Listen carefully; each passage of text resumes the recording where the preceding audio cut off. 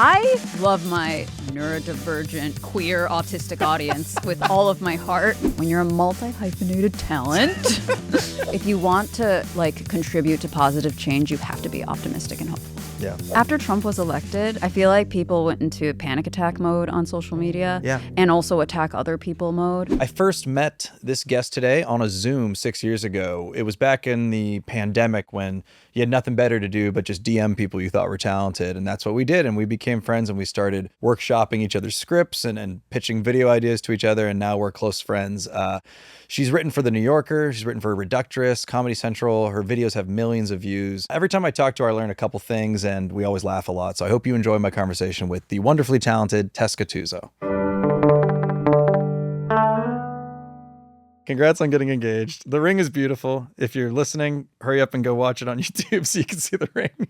The ring is gorgeous. It's a sapphire. It's a sapphire, yeah. Yeah. Before it happened, my best friend was like, make a Pinterest board immediately of rings that you think are cool. A Pinterest board of rings? Yeah, a Pinterest montage. It was one of the features there where you could just make a collage of images and send it to somebody. Okay. And so I took a screenshot of this ring and basically copy and pasted it 100 times. So congrats on your engagement to Thank you. I believed again.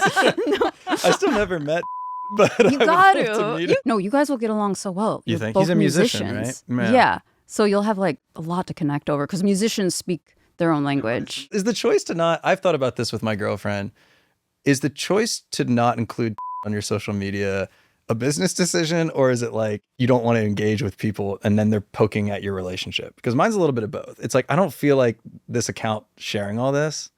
I don't know. Is that the point? Are you protecting him or is it? I fully see social media as a place to share my work. Yeah. And then I view details about my personal life as fundamentally private. Yeah. And that understanding, our understanding of privacy is totally changing because there's so much incentive to share what you eat and what you're doing that day and all these things. And it's what fodder from your personal life can go online. And I'm whoa, I've been private since I was a child. Yeah. In school, I would have anxiety about people finding out who I was dating. Yeah. And, That's who I had a crush relatable. on. I felt that way too. It's embarrassing to have a crush or embarrassing to, yeah.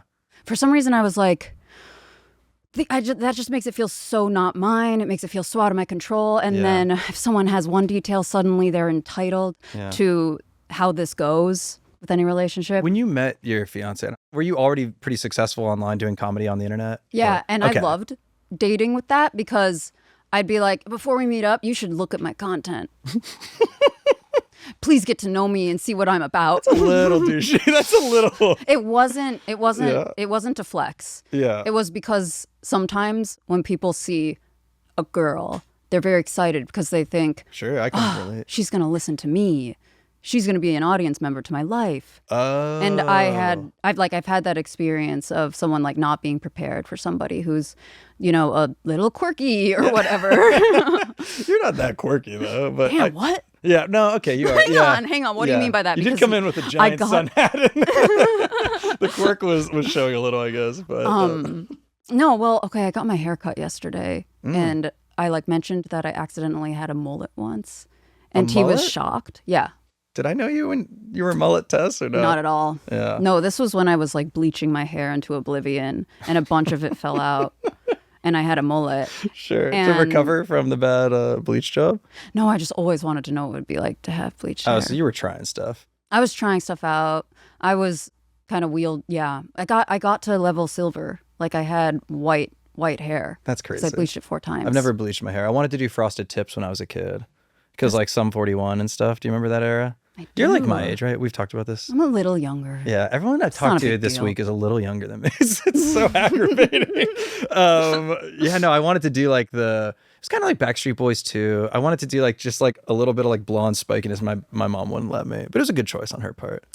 Well, you could now. No. I think it'd look awesome. I love I'm kind of losing my fastball up here. I don't know. fastball. Yeah. What does that mean? Well, we're thinning a little as we get older, Oh, I'm okay with it. word. The grays are showing up more, but a guy like me with bleached spike tips Would look really. I really be enjoy bleached hair contrasted with dark eyebrows. I Oh, think it's a really? cool That's look. kind of something that would stop me from doing it because I'm afraid I would look insane with my thick eyebrows. But I think the contrast stands out to me as very cool and appealing. And maybe it's because of Spike on Buffy. oh, Did I've you ever never watch? watched. Should I watch? Yep. People say it's one of the best shows of all time. It's incredible. People were getting mad at me for not watching Game of Thrones today too, and I was like, "There's so many things I haven't watched," is what I realized. There is so much TV, and the Yeah. longer time spans, the more TV there is. Is Buffy like favorite thing you've watched? Probably like most influential thing as a writer. 3, 4 things. Okay, give me all four. Yeah, 30 Rock. of 30 Rock, course. sure. I The was great like, 30 Rock. there are people like me out there, I think. Yeah, weirdos. That just I'm gonna throw be in- okay. Yeah. And then 3 favorite shows of all time. Fleabag, of course. We were talking about her today too. You were? Yeah, because of her overall deal that disappeared. Do you remember this? I bet she feels so free. Yeah, dude. Is there nothing better in this world than to make the greatest 2 seasons of television and then get, I don't know, probably like a few million, whatever it was from 20 Amazon? million? Twice? Rinse Jeff Bezos for 20 million and then disappear. I wonder, I mean, I don't know Phoebe Waller-Bridge, but Yeah, me neither. I'm sure she tried to get TV off the ground. Oh, I'm sure. I don't think she was like goofing off. I'm like, at this point, Amazon is paying her not to write for other places. Yeah, they are kind of depriving us of more Fleabag. But we got Terminator on the way. Is she doing Not Terminator? What? Whoa, Tomb Raider. Tomb Raider and Terminator. Is she doing Tomb Raider? Whatever. There were all those pictures of that actress looking super buff. It's because she was training To be Laura Croft. Yes. Did you play those games as a kid or no? No, I played a lot of Super Mario Sunshine though. Oh, really? I didn't Me know and my you brother. were a Nintendo girl. Oh my God, yeah. Super Mario Sunshine is kind of like the neglected like child of the franchise, but it's fun. We did not neglect that in my household. It's all we did. Really? Anything with Mario, really. Yeah. I'm a huge Mario person. I play Mario 64 every year. Whoa. Every spring I get 120 stars in Mario 64. Seriously? Yeah. That music is meditative. No kids, nothing going on. Just, Can you imagine having children right yeah. now? Sorry, kids. Dad Sorry to needs parents. to go to Bob on Battlefield, and yeah. Well, it's true. Dad does. I want parents to have some time to themselves because Yeah. every parent I know right now, is just spread so thin. Really? Yeah. My parent friends are doing okay, but New York is so expensive to raise a kid. I don't know how it's like out here, but I'd Parents imagine are it's strong. similar. Yeah. Oh, so I should say we're in LA this week. How fun was it to vote for Spencer Pratt? It was a thrill. Was it a privilege and an I honor? was a privilege, an honor, and a gift to vote for Spencer Pratt. What was your vibe here when that was happening? Because in New York, I was kind of paying attention, but I wasn't like, Despair. I didn't realize how close it got till the very end. Yeah, and it's interesting. It's just known that the left-leaning voters tend to mail in their ballots. Yes. So it's going to be a trickle back up in the, yeah. But folks, I know a lot of people who are like, Pratt's going to win. And they were very resigned. Yeah. And I was like, I can't really tune in until we have results Yeah. because I'm tired of feeling anguish. Yeah. Were you campaigning for anyone or no? No. Did you? I mean, there's nothing wrong. I've never campaigned for anyone. I know you're so involved in things. I didn't know if you were like knocking on doors for anyone. or- Well, no, I mean, I posted content about it onto my own socials because I've been obsessed. I like couldn't wait to vote when I was like 15. See, I was yeah, like, I you're- want to have a say. Yeah. See, that's crazy to me. But you were very involved because you were like, you got in a club, right? Didn't you start a club in high school? That's amazing. Yeah. I mean, yeah. We've talked about it before. Wait, what kind of club? I was like the president of the ACLU club. Oh, okay. Yeah, which is insane. I was like, I was like leading marches and stuff. yeah, I was so stupid. I was not leading marches. Well, a lot of kids weren't leading marches. You know what I Yeah, mean? no. I think that my teachers also were like, hey, Tess, you have a voice Yeah. and you matter and you can make a difference. Yeah, but you didn't I was grow up. like, That I wasn't believe happening you. here, was it? No. I grew up outside Chicago. That's what I thought. North Yeah, Shore yeah, of yeah, Chicago. yeah. What inspired you to think about those things at that age? Was there something that happened politically or in the timing? Oh my gosh. Well, I didn't really fit in to my school. So, and I didn't know why, and I didn't have the words for it. I went to New Trier, which is like in a super wealthy area. Okay. And Private school or like?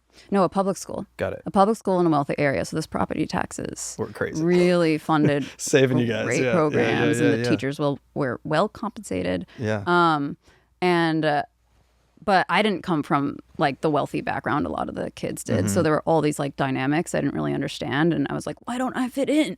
Yeah. What's going on here? My parents work really hard and they're super anxious and stressed all the time. And progressive politics addresses that.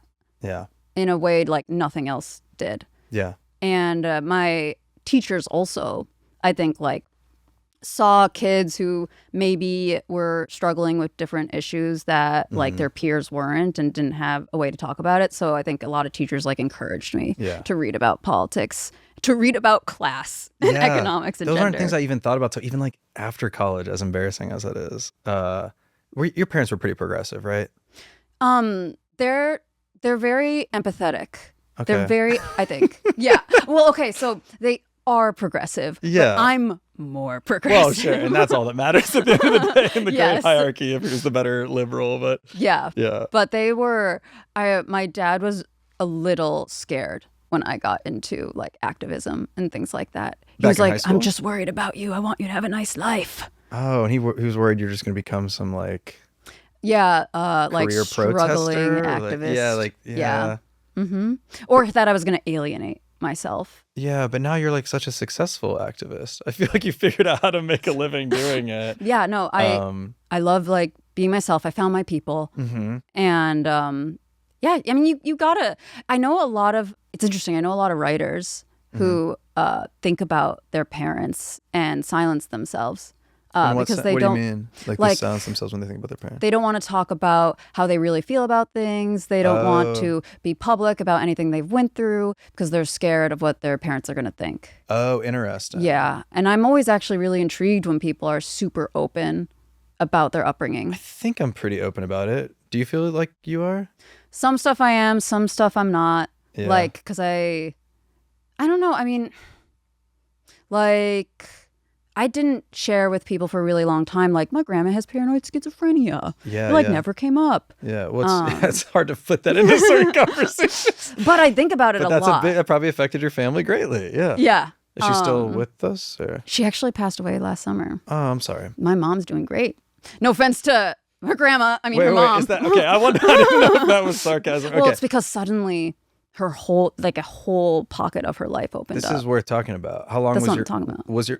This sounds you like gotta talk about it, No, you guys. But was your mom the primary caregiver of your grandma for the most part? Yes. My mom went through this very recently with dementia, with my grandma's dementia, and it was just like I witnessed that. How have we never talked about this?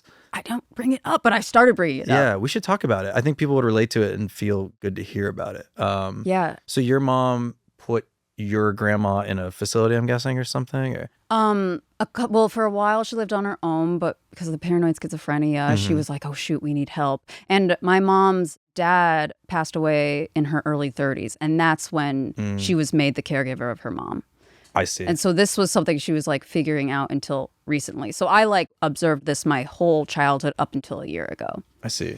And there was like money left over that he made as like an accountant. Okay. That was able to all go into care for my grandma. That's good. Yeah. And I'm like, whoa, if we didn't have that, which I know a lot of people don't, that Very is few how people do. I know. And some people do, and they just neglect the family member. And that's how the family member ends up on the streets or somewhere bad. Like, I don't know. Yeah. Jail.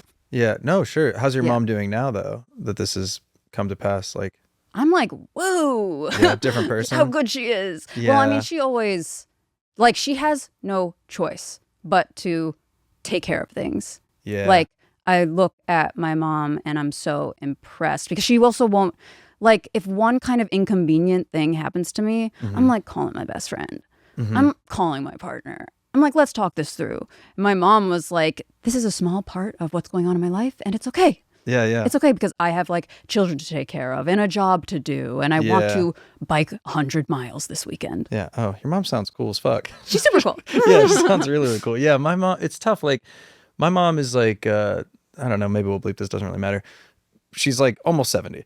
And I was watching like the past 4 years, like trying to deal with her mother, my grandma, with dementia. And it was just like, it was not a quality of life. You know what I mean? Like, and it was so hard to watch my mom, who sounds very similar to your mom and it just has like such a good attitude about everything, just have to, it wasn't, she would never look at it as like a prison or anything, but it was like a thing. Like it dominated her life. And I'm like, my grandma passed like a month and a half ago, and I'm like, oh, I'm just like, in a lot of ways, I'm so happy to see that suffering over and be like, well, what is this next chapter of my mom's life going to be? Because you still have a lot of energy and a lot of like, I don't know, as her son, and as like you start getting older, you go, oh God, I don't want this to be such a big part, because we didn't know. We're like, man, my grandma will live for fucking 10 more years. Like no one knew. She was just like, yeah, there. that was my grandma lived to be in her 80s. Yeah, that's pretty good. And we were like, whoa, yeah.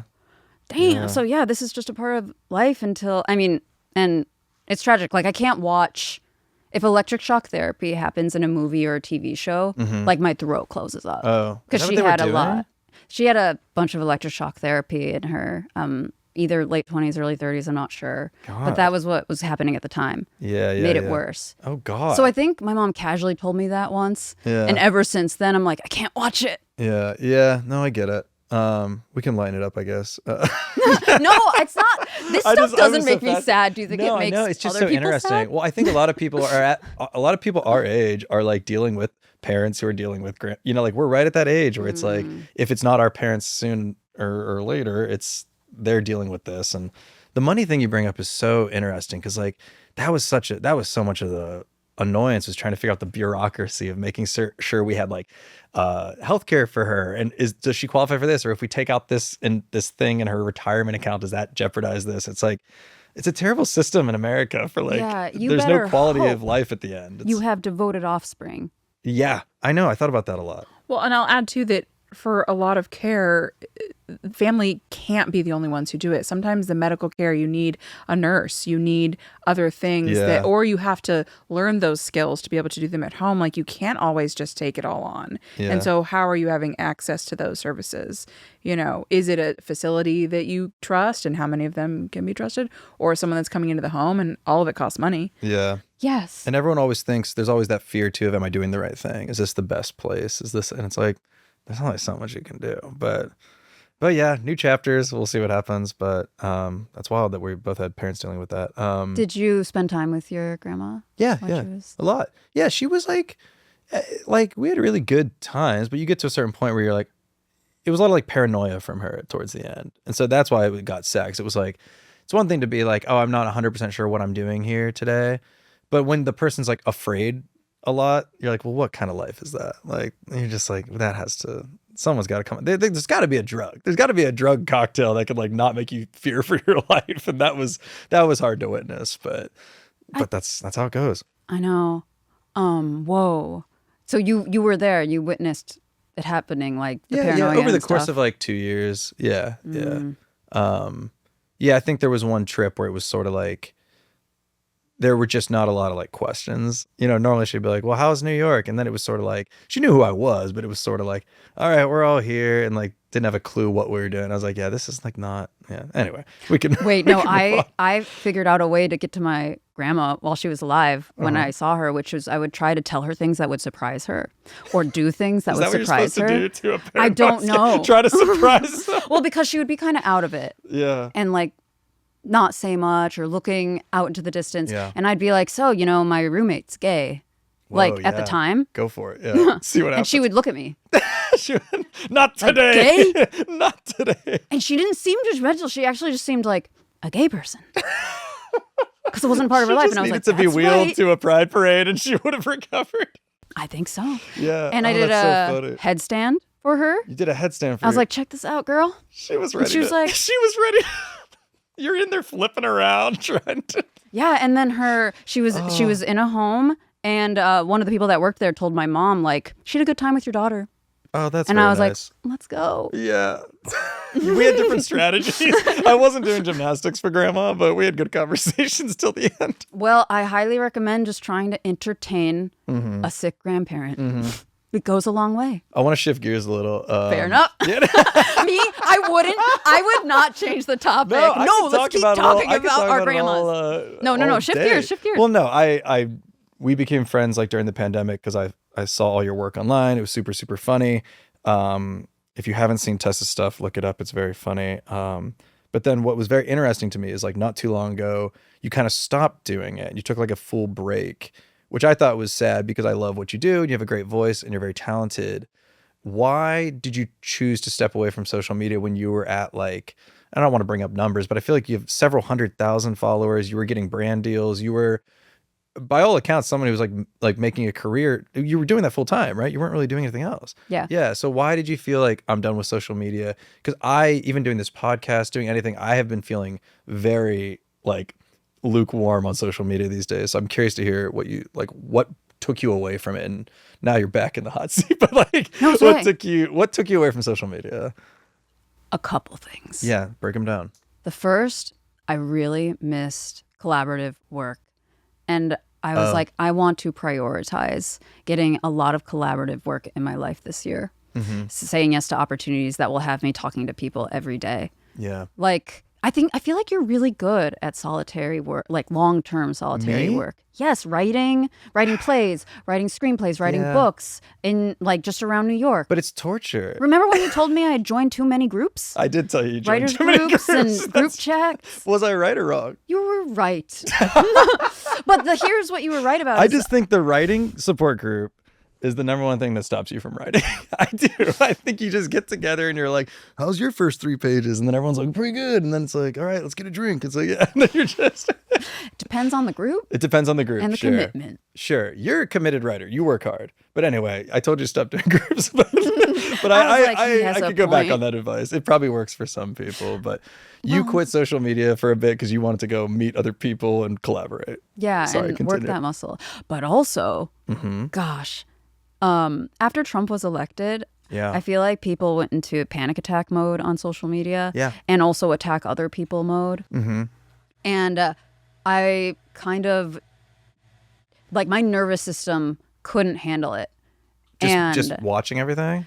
Well, watching everything. You mean Trump elected the second time, right? The second time, yeah. Yes. What a great That sentence. was one of the, when Trump was elected Donald the Trump second became time. president. Yeah.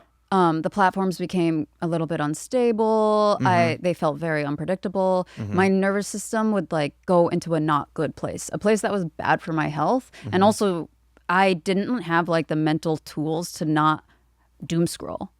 So I completely was like, okay, it's disconnect, hiatus time. Did you try to like brick your phone or do any of those techniques to like... I bricked my phone. I used Opal app and it didn't work. Opal app, I ended up paying for the option where you cannot override the block. So you were in bed. You had the disease.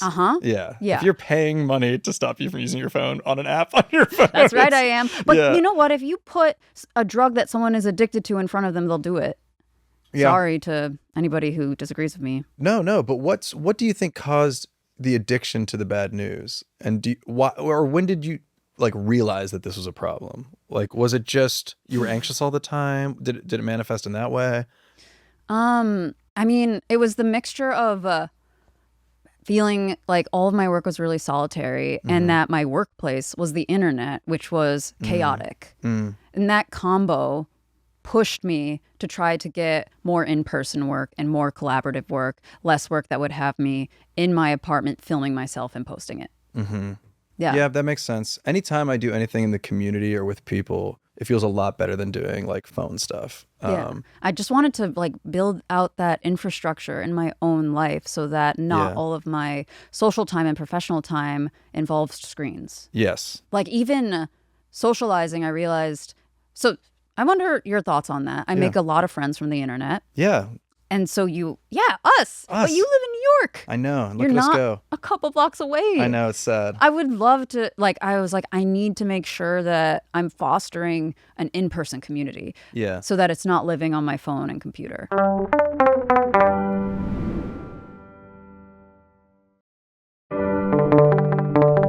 You hang out with a lot more writers than I do. Like, I don't have a lot of friends in like the entertainment business, I feel like. That surprises me. I have some friends, but like I feel like you have your writers groups of past, and like I don't know, I do envy that. I feel like that's more popular out here. Well, it's pretty common in LA. Yeah, I was gonna say I feel like everyone out here. It is a cliche, but I do feel like everyone's trying. Yeah. New York, it's a mix of things, but I don't know. Can we go back a sec? Because you got back on socials. So what brought you back, and how do you keep yourself sane staying on it. So when you felt the sweet, sweet fishing rod reeled you back into social media hell, why? Why'd you come back? I was like, I did it. I got my collaborative work experience. I got my besties in person. I have like places to go, and if something goes wrong, I'm going to call up someone and meet them in a real place, and they're on speed dial instead of, because I was calling like internet friends who then I would go on a long walk on the phone with, but we hang up the phone and I'm alone again. Like, I need to wind down from the intense chat. You're an extrovert more than an introvert, right? Extreme extrovert, which is, I think, I've always like been an internet person. I'm like, more ways to connect. Yeah. Let's go. We used to do like phone calls and just chat about nonsense, and that always gave me a pick me up. But I don't think I'm an extrovert though. I think I love the energy of being at a party or being around people, but I think it's like specific people. Like a phone call with you will lift me up, but like a party with a bunch of people I can't stand. I'm not going to feel the energy of the crowd, you know? Does small talk exhaust you? I don't know. I've been killing it this week. I don't know. You've been killing it at small talk, though? Really? A lot of random hanging out in waiting rooms. Yeah. I do like that. I do like the small talk, actually. Maybe I am an extrovert. I don't know. Depends on the day and if I'm caffeinated or what drugs are in my system. Sure. Fair enough. So wait, what would you say social media wise? What do you think we can do to make it a better experience for people now that you're back in the arena? Media literacy, I think, would be super valuable. So people understand what they're viewing instead of taking it at face value. Yeah. And also kind of a really, I believe in like the mind-body connection. So being aware of like your posture, your heart rate, how does your head feel? How does your stomach feel? Is this, do you feel better after you scroll or not? Because sometimes when I hop on, I feel like, oh my God, those were very funny videos. Those are really good memes. I'm so happy I got exposure to that. Yeah, isn't there joy in that? It's still my number one entertainment thing right now. Like I do love watching funny videos on TikTok. And like, I don't know. And my favorite part about them is sharing them with people. Yeah. And laughing together. Yeah, that's what it's all about. Versus by myself, just like keeping it all. I'm reading Fahrenheit 451 right now. I haven't read that since like high school. I've never read it. Oh. I'm on like a dystopian novel marathon right now. What's that about? They comfort me. They comfort you. That's a little... They really do. Well, okay. You know the saying, good art disturbs the comfortable and comforts the disturbed? No, I didn't know that. I am a disturbed person. No, you're not. Yes. You're not disturbed. I am disturbed. Believe me when I say that. Well, maybe I'm not like... Okay, what are we talking about disturbed? I'm pretty disturbed by things going on in the world. Oh, well we're all disturbed by things. But I feel like stirred as well. Like I am regularly like, okay, well there's a warehouse fire a few miles away. Yeah, what's going on with that? Great question. I was texting people, I was like, should I be worried? And they were like, I don't know. There you go. Yeah, I'm wondering where's the infrastructure. It disturbs me that we don't have a mass communication system for any community impacted by that. Yep. And then I get disturbed by like, well, if the fire, it's in Boyle Heights. Yeah. What neighborhood does it have to be in to be discussed more? Oh, sure. What's the makeup demographically before it becomes a headline and not just, it's in that community, we can let it slide. That's disturbing. I get it. Yeah. And then I feel a little crazy. And then I read these books though, and I think, I'm not the only one who feels disturbed. No, that's we're not saving the world with this pod, I'll tell you that much. But like what we're trying to do, we're going to save the world with this episode. What's that? We're saving the world. Tess and Matt save the world. That's our pod. But I do think hearing people say that out loud, being like, this is disturbing, is helpful. Because I think that's the refresh in the social media feed of like, surely other people feel like this is really dark and really bad and I'm not alone. And it's weird. Like I've thought about taking a social media break too. Like I think it's reassuring to say those things because it's easy to just get in the motion of doing social media and not thinking about what you're engaging with or why. I don't think I would ever take a break, but I get it. I do get it. I think I took a break because I needed to. Yeah. I straight up needed to. I don't even see anyone I like on there anymore. Like it's not my friends. It's just complete strangers doing podcasts. That's like all I get. And I'm like, sometimes it's funny, like, and that's great, but like, It's so weird that it did used to be such a thing where like I would love to see what my friends are doing, and now I don't even like use it in that way. It's literally like I have to kill time.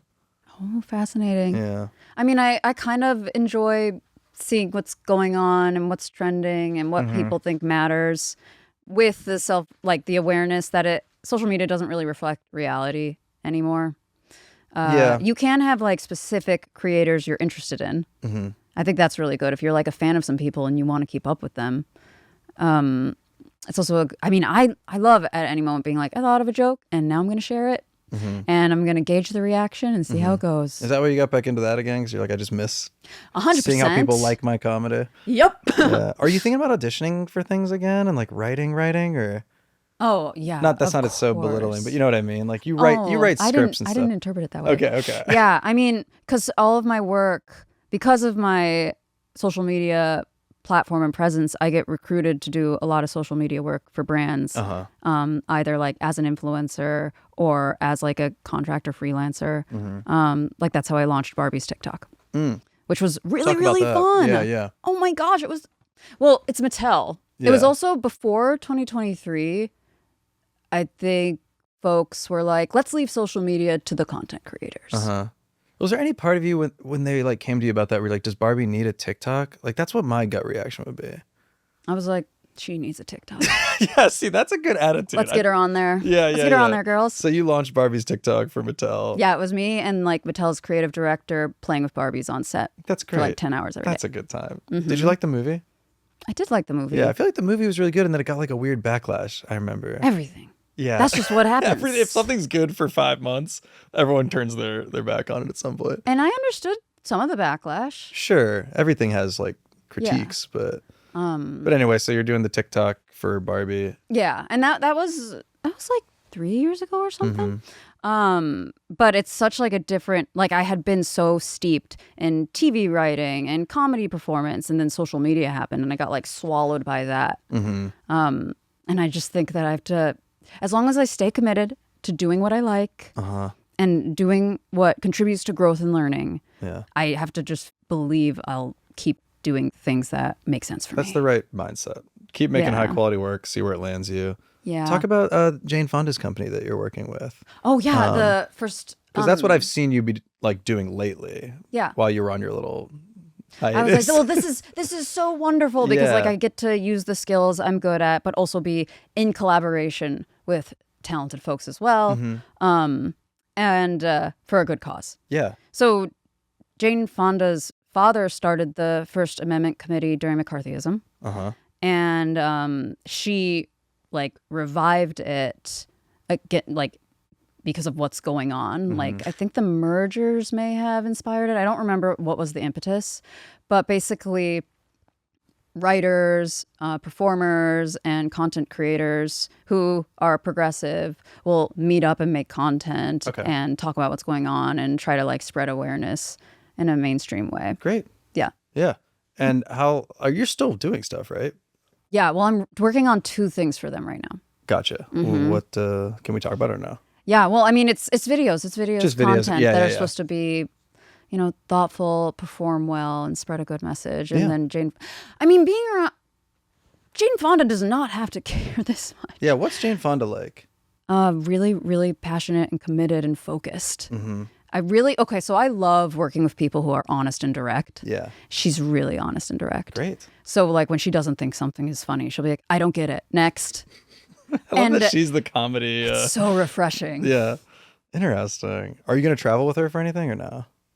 I feel like she's isn't she throwing some kind of like party somewhere, or did I miss this already? There's like a bunch of so many events. She's an industry. I think I saw that she was doing like a counter event to the Washington DC like cage match. You know what I'm talking about?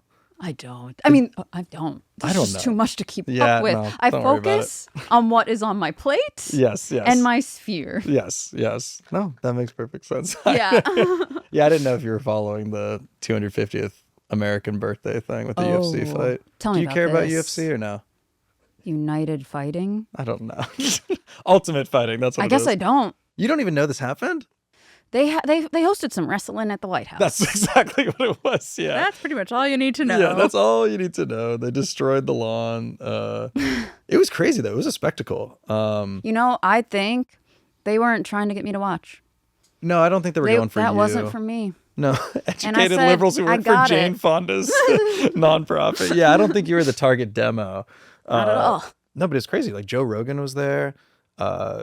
A lot of male comedians were there. It was, it's dark. It's dark, Tess. That's the stuff that drives me crazy, is that these things are happening. And these are like the dudes that have a lot of influence, like the Joe Rogans of the world, are like commenting on a fight on the White House lawn, that they're all making money from a kickback for being there. You're like, it just feels all fucked up. And that stuff drives me crazy. But it's very late stage capitalism for comedians to be palling around with these figures, Yeah. I don't know. Comedy is such a good way to like discuss power and poke fun at it. Yes. So, but what's most popular right now, I feel like, is not that. Like, I mean, we have our people, like we have our favorites and stuff, but like the stuff that is really having a moment is like the Kill Tonys and the Joe Rogans and the Shane Gillis's. He's like right around there. It's like, I mean, I wonder if it's refreshing to people who feel not a part, like, okay, so to be fair, I remember one time in college, I was like the editor-in-chief of this thing called the Monthly Rag, where I would like work with different students of different beliefs. politically? Yeah. Sure. And then like create a newsletter where they said how they felt about different issues, and then I would like post it on bathroom stall doors. And it really upset a lot of people. Yeah, that sounds like it could. Yeah, just posting like homophobic shit on the walls. Like, Well, nothing was homophobic. okay, what were the different beliefs? Give me like an example. So one person just wrote about why he loves Malcolm. Like why he loves what? Malcolm. Remember Malcolm? No. Malcolm Moore? The rapper, the yeah, white rapper. the artist. I thought, okay, I did not hear it as Macklemore. I heard it I as said like, Malcolm, and that is my bad. I was like, wait. No, okay, I remember Macklemore. Yeah, he had a big song about how he thought he was gay. Yeah. So like it meant a lot to this guy who had never thought about things before. Yeah. It helped him. And I was like, all right, So you're hey, just promoting let me Macklemore help you express yourself. Well, then in like the same thing, it would be a more like extreme view about someone who doesn't like him. Okay, so this is we're being very generous with beliefs. And like it's just arguing about white rappers at college. But When it caused a big controversy that everyone got really mad about and was fighting about, and I was just like off to the side, like, oh my God. what have I done? Yeah. Yeah. People on all sides of the fight were annoying, really annoying. And I was like, okay, so the people who are contributing the loudest, who know the least, are putting this in a bad direction. Like, I don't know. I think there's a lot of value in working on your own, like reading a book or going to in-person discussions about the issues you care about. Yeah. Instead of feeding like flames. Yeah. Which is like happening on the internet a lot. Yeah. Sometimes I fear that that's what I do more than anything else. Like, well, I know I don't, but like I feel like sometimes my posts become a place for people to just fucking go crazy on each other, and I'm like, this is not what I want. You know, then there's like people fighting, and like it just seems like I'm contributing to something very stupid. But well, your monologues, those are funny. Oh, thanks. People are gonna do what they're gonna do, but they're gonna do what those they're are gonna very do. I funny. don't think about it too much, but sometimes I'll look, like if something pops off and the comments are so mean to each other, I'm like, is this good? Like, is any of this good? Like, was this 45 seconds of comedy worth it for all these people to like threaten each other's lives? And, like, yeah, the life threats in the life comments of threats, something yeah. you post. no one really threatens me anymore. I could use a good threat. No, I need to get. Let's not tempt the people. I could use a little. I don't want anyone to threaten my friend Matt. It used to be worse. It used to be really bad. Like when it was the Kamala Trump race, that was really bad. I remember. A lot of people came for me when she lost for no reason. It was like the gloating. You know what I mean? Okay, and they were real people. They weren't bots. Yeah. Real people. Well, so they have so much energy and so much power, and I wish they would funnel it into something that could have a real impact besides going after you. That's wishful. It is wishful. It's a wish I'm making right now.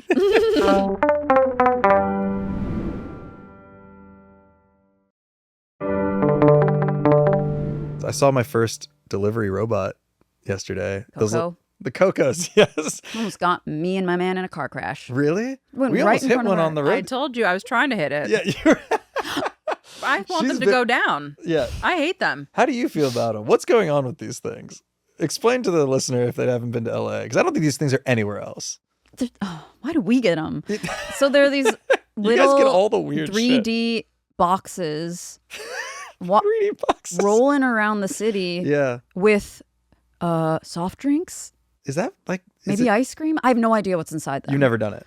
No. I wouldn't even know where to start. I heard that they're controlled by people. Oh, so someone's like driving it? So Whoa. sometimes when I'm near one, I will like wave because I Really? think there's a person who can see me. So I'll be like, hello. I didn't know someone was like video game controlling it. Yeah. Oh, okay. That makes way more sense. I hope to not be spreading misinformation right now. You have to know someone that works for these. I don't know anyone that works for them. You don't know any tech I don't people? know where they are. I know Yeah. tech people, not those tech people. They do transport meals and groceries, so Yeah. it's probably food items. Yeah. Variety. Oh, I always see them outside Goop. Goop? I've been outside Goop. We're getting a once. Goop on the Upper West Side soon. Anything Tell to me it? what you think. Have you been? I like this is so funny. I really like the Andrew Huberman chili. What is that? Andrew Huberman? Do you know Andrew Huberman? No. This is Macklemore all over again. Who is he? Do you know who Andrew I can't Huberman believe is? you don't Yes. know who Andrew Huberman is. No, now I feel Do stupid. you believe he doesn't know who that is? I thought this was believe that they're not in mainstream. the same.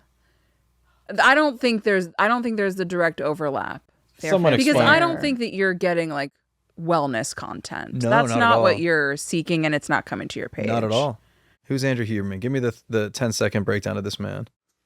Neuroscience professor at Stanford who hosts a mega popular wellness podcast. I would group it in with like the Joe Rogan podcast sphere. I don't think that was But like his plan progressive originally. more? He's become a little Maha-y, a little RFK Jr. adjacent? Yes. I don't know what he's become. Has he? I mean, I think. But he I sells like just know- popsicles at Goop or whatever? He did a collab with Gwyneth Paltrow on some chili. Okay, so Andrew Huberman, I should get into his stuff. If you're gonna go to Goop, I really like the chili. Okay, I'll get the chili. They don't need this plug. We need a at Goop. all. We need a Goop You know sponsorship. what? There are also other places to go. I feel like we're at a time in culture where everyone's very like wellness obsessed. Like, and people are very comfortable just being like, here's my new weird thing I'm doing. Here's my new supplement. Here's my new chili. Here's my new. Yeah. Does that feel new to you? Like it does to me? I mean, these things have always been around, I guess, but like, do you know what I mean? The McWellness of it The feels new to me. McWellness. Yeah, McWellness is the term. Someone I've wrote a never book heard called that. McWellness that's really Oh, great. okay. And it's so wellness could be, make sure that you're sleeping, eating enough, your community feels connected, and you like how you spend your time. Yeah. And I'm on yeah, board have there. a skincare routine. I don't know. Yeah, yeah. But there are people now who are like, you absolutely need to spend $700 on this sauna blanket if you want your body not to develop a chronic pain issue. Yeah, I think that's taken over, like main culture. And it's super lucrative. Yeah. I used to listen to wellness podcasts a lot. Really? And then they kind of took a turn where it was like all about the products people were using. Yeah. I don't know. I feel like there used to be this thing where it was like, keep it simple. You don't need all these extra things. And now I feel like we've done a complete, I'm not blaming Trump, but I feel like around the second election, we've done like a real, with the rise of like RFK Jr. and everything, people are like, living in the peak of like doing your own research, which I think is so like dumb. And I think it's so boring. And I'm like, I want to know what's going on and I want to do my own research, but I miss just like being like, we all 95% of us can agree that this is the thing. And I feel like right now everyone's like grasping at straws of like what they should be taking every day and what they should be avoiding. And I'm like, well, who knows? Like, And I think research takes time. yeah. And money. What were you going to say? Well, I think it's also that people have figured out that they can make money off of it. So it's Yes. convincing people that they need things that they don't. So it's like if the wellness grifters are selling you something Yes. and you just don't need to buy anything. Yes. All the things that you named, like the basic wellness, your basic needs, those are pretty simple and you don't have to spend a lot of money on them. So if someone's trying to sell you their supplement, I mean, those things that's not real science. Yeah. Have you taken anything crazy? What's the most out there wellness thing you've done? Oh, well, I mean, I tried to make bone broth But I think bone broth is awesome. I think bone broth is like as basic as it can get, though. It's a bone. It's a not knocking your answer. I'm just bone. Well, it's like is there anything? I'm trying to think. No, I'm trying to. I keep it pretty. I love talking to my doctors. Yeah, see, that's what I'm saying. I don't think people love talking to their doctors anymore. Which I also understand because doctors can be super mean. Wait, what's your doctor been mean to you? Are you? Whoa. You have mean doctors? Being a woman. Talk about this. I will. Yeah, hit me with this. I mean, have you heard conversations about being a woman in pain and what happens when you go to the emergency room or the hospital? You're kind of gaslit. Let me be a good ally. They think you're exaggerating. Nice. And that's a wrap. That's a huge problem, right? I have read about this. It takes, I think, an average of 10 years to get diagnosed with endometriosis, which a lot of women deal with. It could be a little quicker than 10 years. 10 years is absurd. And I think that lends itself to a lot of the mistrust. So there are people who see that people aren't having a good time with healthcare, aren't having good experiences at the doctor. Why would you And go? they're like, good news. Yeah. You don't actually need them. What you need is this supplement. So pay like $70 for vitamin C. And that's better than paying $300 out of pocket to keep going to, yeah. It probably also gives people a sense of control during a time where people feel like they don't have control. And I figured this out myself kind of thing is probably very empowering until it doesn't work. But. I'm like, if you're going to do research, go to the library and read a book. Go to the Dewey Decimal System. Get in there. Understand what peer-reviewed means. Yeah. Understand that you need a few people to sign off on this report, not just this weird PDF someone emailed you. And I do think holistic health is important. Like I pay attention to what I eat. I've been sober for 4 years. We ask every guest. Not true. What's your health insurance situation? Because I'm stressed right now. I'm about to lose my health insurance in like a week. What? I know. Why? Oh, you don't have to say it, but no, it doesn't matter. The Writers Guild. Oh yeah. Yeah. These bastards. No, they're great, but like I didn't make enough money in the calendar year, so I'm off, and I'll have to find something else. And Cobra. Have you ever dealt with Cobra? No, I have either had health insurance from jobs I've worked or covered California, but I haven't got much covered. So it's just a couple $100 a month. See, that's not bad. Well, I think that, California has a solid system. It's not, though, because I don't think you should have to pay $600 a month. You shouldn't have to pay anything. I keep saying, like, any Democrat that ran on universal health care at this stage in the game, that should just be all they talk about all the time. Talk about healthcare. It shouldn't be like part of the platform. It should be like, I am the healthcare candidate and we will figure out a fucking way to move some money around. You would win in a landslide because everyone across the board is like struggling with medical debt or how to. I read something like last week about like how many people die every year in America because they just don't even. They're like, I'm not even going to try because I can't go to the hospital. I can't go to the thing and afford my insulin or whatever it may be. And I'm like. And I'm privileged. I'm lucky. Like I will lose my health insurance in a few days, but like I'll figure something out.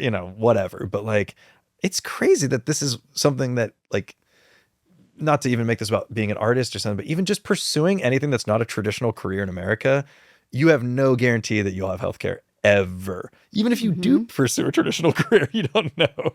Yeah. But, and that's what keeps people in work environments that they don't like. Yeah. Is they're like, well, I can't lose my health insurance. Yeah. So health insurance should not be connected to jobs. That's a crazy system. It just doesn't make any sense in 2026 that we're still dealing with this. And this is like the third time since I've like quote unquote become successful that I've had to go, well, don't know what I'm going to do now. And it's like, I could get married. Sure. But I shouldn't have to you shouldn't have to tie. You want to get married for love.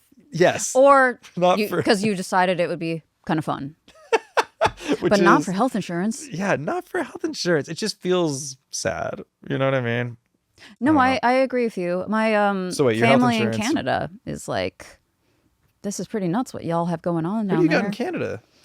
So my dad's side, some of them, they immigrated from Reggio Calabria in Italy, which is the tip of the boot. Cool. Some of them went to Canada. Some of them went to Chicago. And some of them went to Argentina. Whoa. I haven't met the ones in Argentina. Really spread their odds out to see who can. I don't know how that happened. Yeah. Would have been cool if you got Argentina. That'd be crazy. Yeah. Have you ever been down there? Nope. Don't know those. No, I haven't met my family in Italy or Argentina, but I've met the Canadians a lot. Are the Canadians cool? They're so cool. And they've all got healthcare. They're just living life. They healthcare, accessible education, really helped them like start up. Yeah. And social programs. Who'd have guessed? And they're like perplexed by what's going on in America. I believe it. It's funny. They're like, Canada is so pro-tenant, and it like frustrates them. Yeah. I'm like, whoa, I would love a little bit of that. Yeah. Yeah. How's it in LA right now? Like, what's the vibe with like housing here? And is it bad? New York's pretty bad right now. Like, there's a severe lack of apartments, and they need to build. Mamdani's trying to freeze the rent. That to me, that's like a good Band-Aid for a little, but it's like, I don't know. I don't know what the vibe is here, but just driving around the past couple of days and just seeing like just what the city's like and how people build and where the homes are. It's like, are things affordable here right now? Are people struggling? Like, I don't know much. I would not say LA is affordable. Yeah, it's pretty bad. Yeah, it's really expensive. California is expensive. Sure. I mean, you really need your community here. Yeah. Like, that's what makes it good. Yeah. Is having a community. Like, if you didn't have a community here, I think it would be very difficult because you are paying so much to live here. Like, have you seen the gas prices here? Yeah, it's crazy. Yeah, like $7. I never think about that because I don't. And we live in a car city. We don't have the option not to drive. I know. I tried to walk around a bit and I just feel crazy here. I make it happen. I walk as much as I can. Do you really? Yeah. Yeah. That's so funny. Yeah. I walk a lot. I run a lot. I mean, the yoga here, there's a lot of yoga. I believe that. Which I love. Every other block, there's people just doing a downward dog. And yeah, no, it's, I saw the Silver Lake Reservoir for the first time yesterday. It was beautiful. My favorite place. Yeah. I was like, oh, I haven't spent time on like this part of like we're in Glendale right now. Like, it's nice. Like, I get it. I do get it. Because I'm such a New York snob that I'm like, wow, would you ever want to be out here? But yeah, I was like, okay, I'm seeing more parts of it. I do understand why there's something appealing. But I'm like, it does seem, when I see the gas prices and stuff, and I'm like, ugh. And then I think about like, oh, I just wouldn't go anywhere. I'd become like a homebody if I lived out here. But I know, which is a problem. yeah, you got to get out of the house. Yeah. You have to. I mean, no matter where you live, I think it's good to get out of your house. But no, this is a super expensive city. But what makes it fun is like I like the amount of artists. Yeah. Who are really committed to their craft and who believe in their craft and who are doing it because they love what they're doing and they care about audiences and things like truth and love. There's something very romantic. Like, I was walking around on Franklin yesterday and I saw a lot of people out like reading and talking, and I was like, I see it, because normally when I'm here I don't see any of that. And I saw like this nice little strip where I was like, yeah, I could see myself coming to this shop and working. And I get very inspired when I'm here because you're seeing all the studios and you're like, oh, I want to make stuff. Like, do you still have aspirations to like make a film, make a TV show? Your writing's so good. Thanks. I've read a lot of the stuff you've written. Yeah, I mean, I know I could. It's just a matter of like continuing that hustle. Yeah, it's a hustle, and it's like a fucking miracle lottery ticket. It's still possible. I know it is. Like, one of my closest friends is having like a fantasy number of things happen to him right now with his work, and it's so inspiring to watch happen. For his privacy, I won't share his name or anything, but he wrote an incredible script based off something really intense that happened to him. And I was like there the whole time, like dealing with it with him. And then he writes this script. He doesn't really show it to anybody. His reps at the time, they don't get it. And they tell him, just move on. Whoa. But he like held on to it. He ended up getting new reps who did believe in it. Whoa. And it just like has caught fire. That is such a terrifying story. It's beautiful, but it's terrifying. Because how do you know, like, have you dealt with this where it's like, how do you know when someone giving you advice on something is like right? Like, because if I wrote something and believed in it, but wasn't I'm never 100% confident in anything I'm doing. So if someone told me, you know, this probably isn't right, I'd probably have a hard time. I don't know. Like, how do you push past that? Well, from what I'm seeing is you have to delusionally believe and be committed to your vision of it. And well, so what if I get feedback, I kind of can tell, oh, this will make it better. Yeah. Or, oh, this will make it something else. Yeah, you know when something's not great. For me, I know that. I'm like, I know this could be made better or this could be improved, but if I had something I loved and someone told me it wasn't ready, that was like my rep or something, I think I would kind of like, okay. No, I don't have like the vision like I used to, where I'm like, I feel like I used to see the career in a certain way, and now I'm kind of like, I don't know what that is sometimes. It gets foggy, but oh, well, same. And that's because for me at least, content creation. Yeah. It used to be just, I am a comedy screenwriter, and that is I know. I used to cringe at like, oh, he's like a content creator, and I would be like, no, I'm a writer, comedian, blah blah blah, and I'm like, that doesn't matter. Everything's so amorphous nowadays, and like, I don't know. I guess, yeah, when you're a multi-hyphenated talent, which is the word Singer, people dancer, used to use, you literally are a singer. Yeah, You I are am, so yeah. many things. No one's paying me to, but yeah, you're a singer as much as I am, probably. Oh, I do love to sing, Yeah. but I'm not writing songs. Oh, sure. I'm trying, but You are. You wrote the theme song to this, right? I did. Yeah. It's really catchy. Oh, thank you. Yeah. I feel like it hasn't taken off the song yet. I'm waiting for people to get really pumped about it. So I appreciate you saying that. Oh, yeah, no, I like it. Yeah. And I mean, I'm thinking, well, it's interesting. So my friend wrote that script like 2 years ago. Mm-hmm. And it happens a lot to artists that they write something and then it Yeah. sits for a while. Yeah. And they have to continue believing in it till it has its moment. Yeah, it makes me just want to put out more songs and more everything. I tell that to everyone, and then I don't do it myself anymore. I used to be so like aggressive about sharing work and stuff, and now I'm kind of like, I'm not a perfectionist, but I think I'm just a little more like, is this the direction I want to be going? And you also get eyeballs. Like when you started getting a following, did that change the way you made stuff and write stuff? Oh, honestly, it made me so much more confident. Really? 100%. Wow, that's beautiful. Yeah. Like I think it made me more like chasing whatever that was or what I thought they liked and were rewarding me for. That's really nice. I mean, the confidence is there too from that on some level, but. Well, I was like, okay, thank you. Mm-hmm. Now people will. It felt like proving myself. Yeah. Yeah. Yeah. Fully. Yeah, I felt that way after Fallon. I was like, okay, I've done a hard job now. But now it's been so long that that's fading. but like the couple years right after that, I was sort of like, oh yeah, you can't tell me anything. I did this tough job and I was good. You know, like that was a confidence thing. But Well, to me, it counts as like a credit. Mhm. You know, like people don't really pay attention to you in entertainment or whatever industry you're in that requires kind of the public being invested in it. Oh, that's been my experience, at least, is that like I need credits, and that felt like another notch on my belt that was really valuable. Yeah. No, I get that. I think the thing though is like we spend a lot of time privately making fun of the internet and how bad it's gotten, and then I'm like, oh, the thing I'm like using for validation is all these people on the internet liking me, and I'm like, well, I can't hate these people and then also be like, oh, look at all my followers or something. I don't know. I go back and forth if it means anything, but Well, I love my neurodivergent, queer, autistic audience with all of my heart. yeah, Genuinely. and they love you. You are their biggest cheerleader. I've like had a couple of times people who follow me will like approach me and we'll become friends. Mm-hmm. And now there are 2 people I'm pretty close with who we met because they were like, Tess, please. And now you're engaged to Bleep. No. Bleep didn't know me. Yeah. He does now though. No, that's really But special. it's like a real offline BF, online GF situation.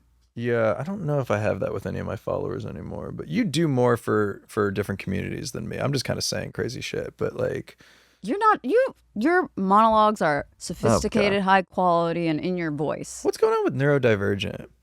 Great question. I feel like we don't hear it as much anymore. I know. I was so excited when people were talking about it. You consider yourself neurodivergent, right? Yeah, well, I have ADHD. Okay. So, and I was diagnosed when I was 14, Okay. before people were talking about it. Yeah. When people started talking about ADHD, I was like, where was this? I remember my psychiatrist. Well, I had two psychiatrists I got super close with. And after the second one, I was like, never again. Yeah. It's too heartbreaking when the relationship ends. But What happened that you were so close with your psychiatrist? I don't know. Well, one of them, it's because I knew him for so long because I started seeing him when I was 13. Oh, And- that's so wild to me that was like in your world. Sorry, continue. Very fortunate. Yeah. I don't know because when I started taking ADHD medication, my grades went from like D's to like A++. Yeah, that's amazing. It opened a lot of doors to be able to focus on boring homework. If there was ever anyone that wasn't a believer, there it is. It's like, that's all you need. Yeah. So I was like, oh, thank you to my parents who like, I don't think they were talking to a psychiatrist or anything, but they were like, help her. Yeah, I remember when I told my parents I was going to therapy, This was like, I never had a therapist till I was probably like 29. And I remember they both were kind of like, they weren't not supportive, but they were kind of like, oh, well, like, if anything's wrong, you can always talk to us. And I was like, no, that's the point. I can't. Like, there's only so many things you can do, mom and dad. Like, they mean well, but it's like, yeah, I think they were a little like, oh, we didn't know. Like, it was something like, we didn't know something was wrong. I'm like, it's not that crazy. Like, I'm not a threat to myself or others. It was just, That's kind of like. So it's wild to hear that you were like, had a psychiatrist at 13. Yeah, 13. Yeah, and he was a child family psychiatrist. So there was like toys off to the side because he had clients younger than me. Oh my God. No, I had my second psychiatrist, my LA based, when I moved here, I had to get one based in LA because of like laws and stuff. But when she closed her practice, during our last meeting, she was so dramatic. Because I was like, I'm going to miss you. And she was like, I'm sorry. Because she was, sorry, I'm going into details of this woman's private life. But, yeah, give us first and last name, where she moved to. But. She was like, Tess, consider yourself lucky because all you have is tried and true ADHD. Wow. She was like, it could be so much more complicated. If you had things losing with me. it. Yeah. Oh. Yeah. Being neurodivergent, it's a bunch of different things, right? It's ADHD, So what I'm familiar with, I'm not an expert in it, but I know that under this big umbrella, it's ADHD, autism, maybe OCD. It's anything that deviates from neurotypical. Gotcha. Yeah.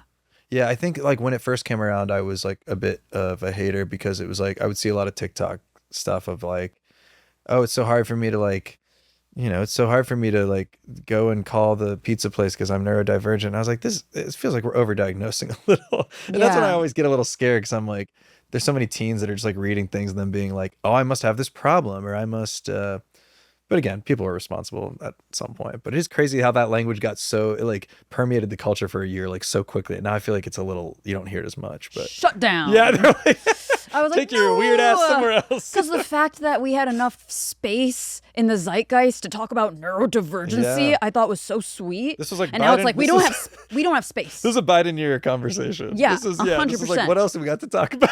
Like everything's kind of chill. But also, like you said, you were like, I can't call the pizza place because it's hard.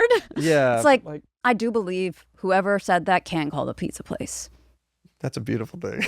And I don't want them to give up so quick. Yes, that's beautiful. That's all I think. I mean, there's some people who definitely can't, but that's more severe. It's like, and I'm like, whoa, we're both neurodivergent? I think we conflate like things that are difficult with like, well, I must have a problem because I'm scared to do this. I must have like a disorder. And it's like, well, it's scary to do things sometimes. It's hard to work up the courage to do things sometimes, even if it is just like a social outing or, A lot of the ways too that people are like, here's how to make a workplace more neurodivergent friendly is like, give people time to think. Yeah.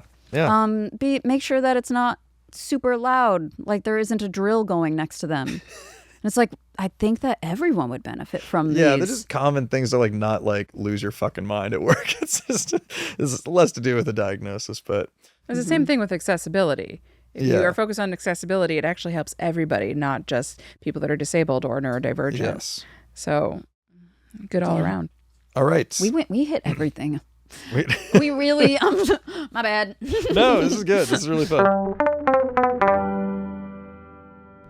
We end every episode with predictions. Tess, cool. I'm going to ask you to make some predictions with me right now. They're a little all over the place. First prediction. Will either of us ever see a ghost? I would love that. You would love it. Yeah, I would love it too. I would love it, but also scary. Scary? I don't think I've seen one ever. Do you? I'm thinking. Think about all the times things got a little creepy.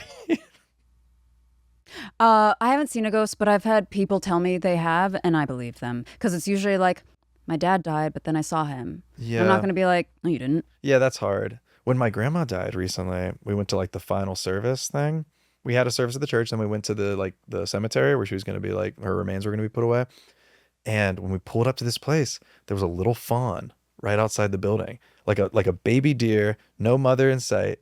And I don't even know if this is to say like I'm a believer in the fawn, but like we all got out of our cars, like all my cousins, and we were all like, oh my God, it's a fawn. How rare. And then someone said something like, if fawn's a sign of new life or something, like, whatever. Like, everyone was just saying things. We were all just like, look at the fawn. But then I did think afterward, I was like, it's really, I don't know if you grew up around deer, but like, it's weird to see a fawn alone and it was chilling. It wasn't like shaking. It was just laying there. And I was like, maybe that was a ghost. Maybe that was something. But I mean, I think that's like a very healthy and meaningful experience to have. Yeah, we can project meaning onto whatever if we need it. Yeah, and maybe it's not a projection. Maybe it's just was a ghost. Maybe that was grandma in the It was grandma in the fawn. Okay, prediction. Will you ever change your name for any reason? No. Yeah, I don't think I will either. It's not happening. I'm keeping my last name. You wouldn't go stage name if you became Tess Please is kind of like a stage name in that people call me Tess Please, and I love it. You have a great name though. Thanks. Tess Gattuso. I'm into it. But some people really struggle with Gattuso. Gattuso? It sounds like one beautiful Italian word where you just say Tess Gattuso. Thank you. It sounds like have a great afternoon. Tess Gattuso. Tess Gattuso. I would love that to be like the connotation. Yeah, no, I'm here lovely. for it. Yeah, I don't see it for me either. Prediction. Will either of us set someone up on a date before the end of this year? I would love to do that. I'm terrible at it. I've never. This is an open invite. I love setting people up Do you and have a lot of connecting single them. friends?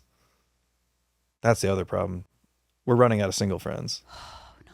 I have a decent amount of single friends, actually. Really? Yes, but I don't enjoy pressuring people to date if they're not ready or looking. Yeah, and I love all the people in my life, but a lot of my single male friends aren't.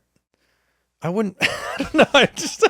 I wouldn't be like, you got to meet this. Like, I would love to have a beer with them. We'll have a great chat, but like, they wouldn't want me to do that either. I don't know.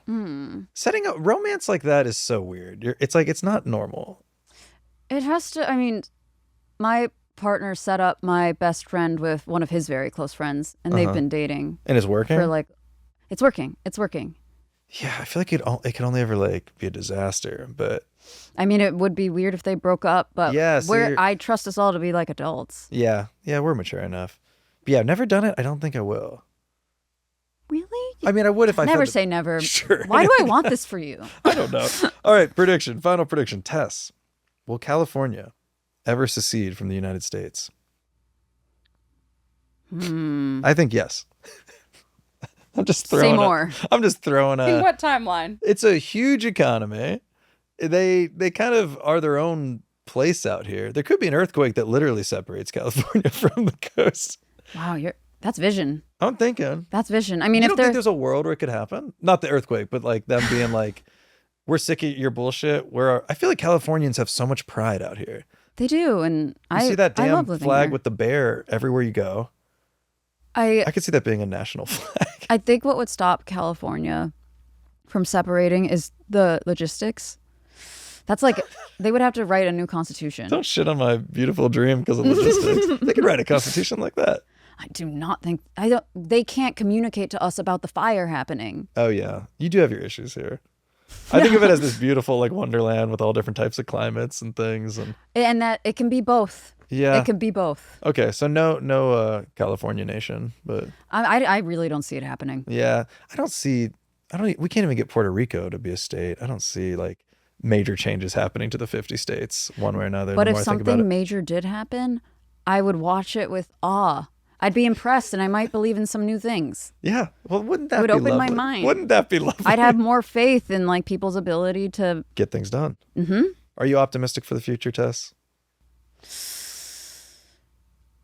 It depends. Real long pause. I think if you want to like contribute to positive change, you have to be optimistic and hopeful. Yeah. That is what I believe. Yeah. I try to be that way every day. Mm-hmm. But anything you want to plug before we go?